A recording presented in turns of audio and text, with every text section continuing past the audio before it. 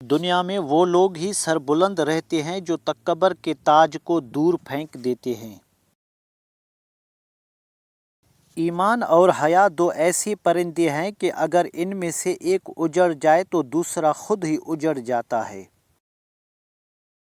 قسمت 2 پل میں بدل سکتا ہے انسان، مگر جو انسان کو بدل دے وہ قسمت نہیں ہوتی۔ ہر انسان اپنی زبان کے پیچھے چھپا ہوتا ہے۔ اللہ کے نزدیک سب سے زیادہ گنہگار چیز جھوٹ بولنے والی زبان ہے۔ برائی میں کسی کا ساتھ دینا گھٹیا پن اور اللہ کے ساتھ بد دیانتی ہے۔